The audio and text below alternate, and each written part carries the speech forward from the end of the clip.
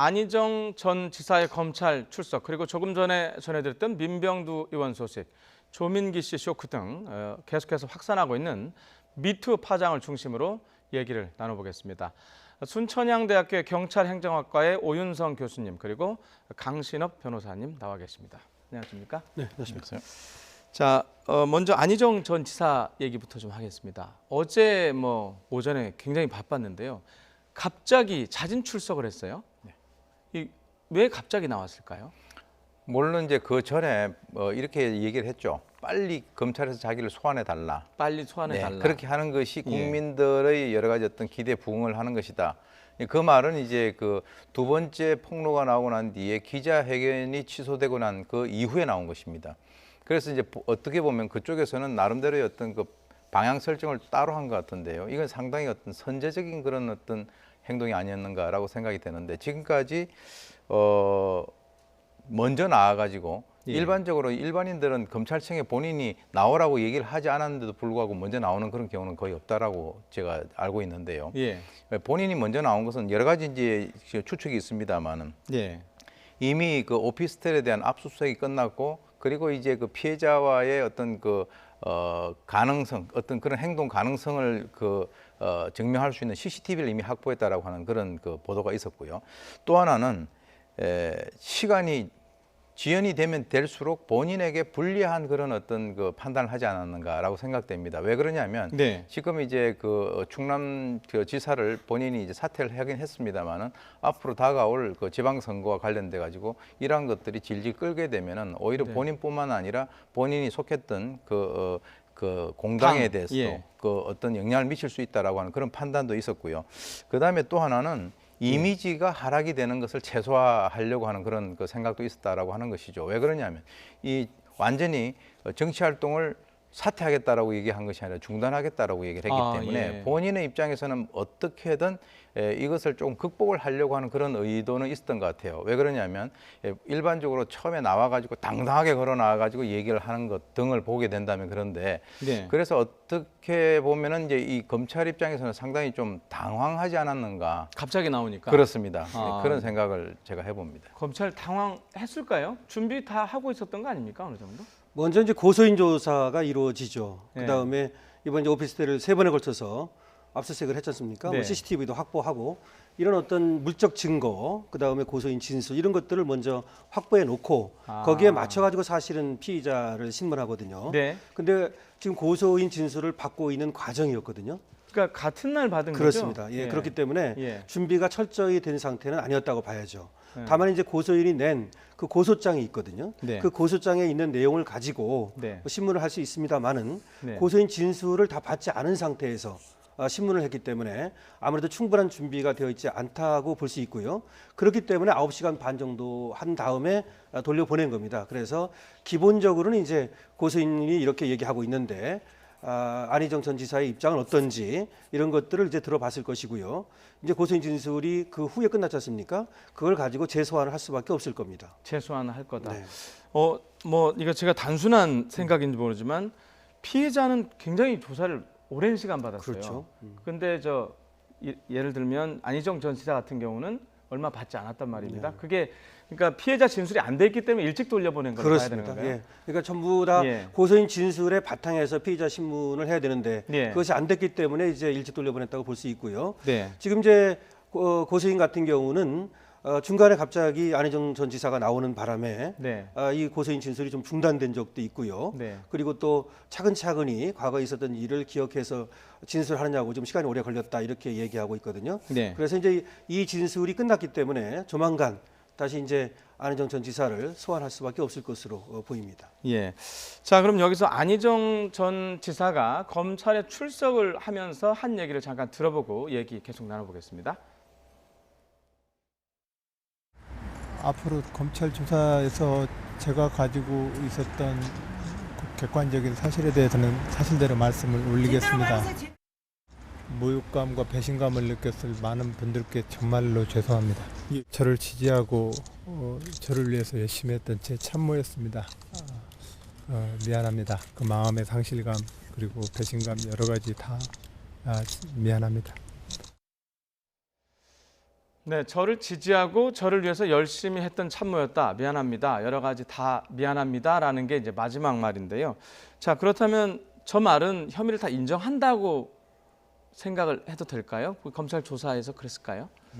도의적으로는 인간적으로는 미안하지만 이제 법적인 것은 남아 있다라고 다르겠죠? 봐야 되겠죠. 예. 그래서 이제 처음에 들어갈 때 하고 조금 약간 이제 모습이 좀 다르긴 한데요. 예. 몇 가지 좀 주목되는 것은 객관적 사실에 대해서 사실대로 말을 하겠다. 즉 다시 말해서 객관적 사실에 그렇습니다. 대해서. 예. 주위에서 이런저런 여러 가지 얘기들 하는데 그런 주관적인 얘기하고는 좀 거리를 두고 있다라고 보고요.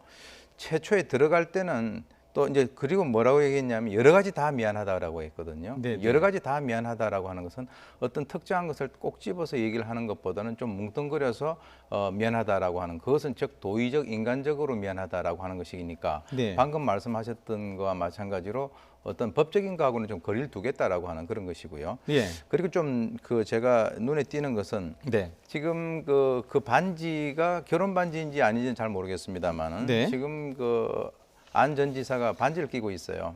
아, 전 못 봤는데 네, 보셨네. 반지를 예. 끼고 있는데 예. 그것은 이제 어떤 의미에서는 본인이 약간 그러한 일탈 행위로부터 가족으로 다시 회개하겠다라고 하는 그런 강한 어떤 상징적 의미를 가지고 있다라고 봅니다. 예. 그래서 처음에 뭐라고 얘기했냐면 국민들에게, 도민들에게 그리고 이제 가족하고 아이들, 아내에게 미안하다 이렇게 얘기를 했단 말이죠. 그래서 이제 들어갈 때 피해자에 대해서 전혀 언급이 없었기 때문에 상당히 비판을 많이 받았습니다. 네, 그렇죠. 그래서 이제 나오면서 예. 그러니까 상당히 안 전 지사 같은 경우는 머리 회전이 굉장히 빠른 그런 사람으로 제가 보는데 혹시 자기가 들어갔을 때 잘못한 것이 없는가라고 생각을 하고 나오면서는 그것을 마무리를 지었습니다. 그런데 바로 김지현 씨에 대해 가지고는 자기 개인의 참모였다라고 하는 얘기를 했는데 그것은 어떤 의미에서는 자기가 지금도 지휘관의 역할을 하고 있다라고 하는 그런 뜻이고 그리고 또 한 명의 피해자에 대해서는 전혀 언급을 하지 않았다라고 하는 것도 좀 주목이 됩니다. 네, 강 변호사님께서는 지금 안희정 지사 출두할 네. 때와 나올 때 뭐 그렇게 긴 말은 하지 않았습니다만 저를 보면서 어떤 느낌을 받으셨어요?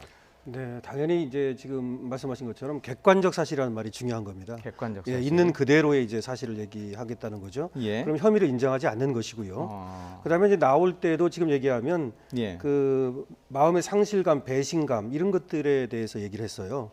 참모라는 얘기도 했고요.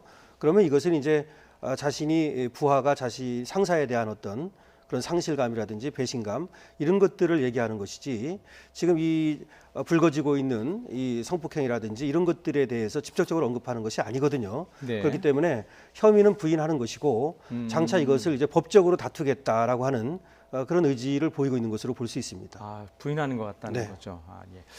자, 아까 말씀드렸지만 김지은 씨도 지금 23시간 넘게 조사를 받았는데 나오면서 변호인이 참 중요한 얘기를 했습니다. 한번 직접 들어보고 얘기를 하겠습니다. 이제 사안이 좀 엄중하기 때문에 검찰에서 철저하게 그리고 공정하게 수사해 줄 거라고 저희가 기대를 하고 있고요. 이제 피해자에 대한 악의적인 소문, 그다음에 허위 사실, 그리고 이제 사적인 정보들이 유출이 되고 있는데 이런 부분들은 이제 피해자에 대한 이제 2차 피해들이기 때문에 그걸 또 언론 그다음에 국민들이 좀 그렇게 하지 않도록 좀 지켜봐 주시기를 그걸 좀 당부를 드리겠습니다. 네. 네, 저희가 많은 우려를 했었는데요. 2차 피해가 지금 발생을 하고 있는 것 같습니다. 지금 이거를 어떻게 막을 수는 없나요, 이걸? 어제도 이제 충남의 의원이 네. 지방 의원이 이것은 음모의 성격이 짙다 이렇게 얘기를 했다가 예. 그 글을 올렸다가 이제 비판을 받고 내렸습니다. 네. 그래서 이제 지금 떠도는 여러 가지 것들은 이제 몇 가지로 요약할 수 있는데 정치적인 음모론이라든가 네. 또는 이 두 사이에 있어서의 어떤 인간적인 관계가 있었었는데 네. 뭔가에 의해서 틀어지고 난 뒤에 이 문제가 불거졌다라고 하는 이런 여러 가지 것들. 네. 거기에다가 이제 김지현 씨의 개인 SNS라든지 또는 나이라든가 학력이라든가 또는 결혼 관계 이런 것들이 속속들이 지금 이제 인터넷에 떠오고 있거든요. 네. 이런 것들은 지금 피해자들이 정말 김지현 씨 같은 경우는 얼굴을 공개하고 나왔지 않습니까? 네. 그렇게 얘기를 하면서 국민들에게 부탁을 한 게 있습니다.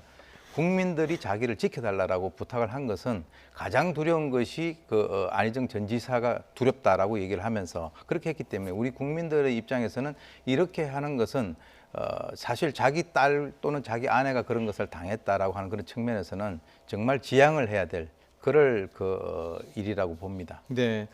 자, 조금 전에 이제 안희정 전 지사에 대해서 검찰이 아마 재소환을 하지 않겠느냐 이렇게 말씀하셨는데, 자, 앞으로 어떤 부분에 있어서 법적인 다툼이 있을 건지, 그리고 혐의가 인정이 된다면 안희정 지사 어떤 처벌을 받을 가능성이 있는지 좀 정리를 해주시죠. 결국 이제 안희정 전 지사가 아까도 나왔습니다만은 왜 자진 출두를 했느냐는 것이죠. 네. 그것은 사실은 긴급 체포의 가능성이라든지 사전 구속영장의 어떤 청구 가능성을 상쇄시키고 없애기 위한 것입니다. 이게. 그러니까 다시 말해서 본인이 직접 나가가지고 자신의 입장을 얘기함으로써 그렇지 않고 나중에 이제 소환해서 나가게 되면은 혐의를 부인하게 되면 긴급 체포의 가능성이 있었거든요. 이제 그렇다고 볼 수 있기 때문에 결국 이제 안희정 전 지사는 당연히 이제 이것을 다투게 될 것이고요. 그 여부에 따라서 업무상 우력에 의한 가늠죄 여부가 이제 쟁점이 됩니다. 네. 그래서 업무상 우력에 의한 가늠죄로 볼 수 있는지, 아니면 아까 안희정 전 지사가 얘기하는 것처럼 객관적 사실에 비추어서 그렇게 보기 어려운지를 이제 판단하게 되고요. 만약에 업무상 우력에 의한 가늠죄가 된다면 5년 이하의 징역이나 1,500만 원 이하의 벌금이고요. 예. 그다음에 또 업무상 우력에 의한 추행죄가 있는데 그거는 2년 이하의 징역이나 500만 원 이하의 벌금입니다. 그래서 만약에 혐의가 인정된다면, 그리고 안희정 전 지사가 혐의를 부인한다면 네. 구속영장을 청구할 것으로 보입니다. 청구할 가능성이 있다는 말씀이시죠.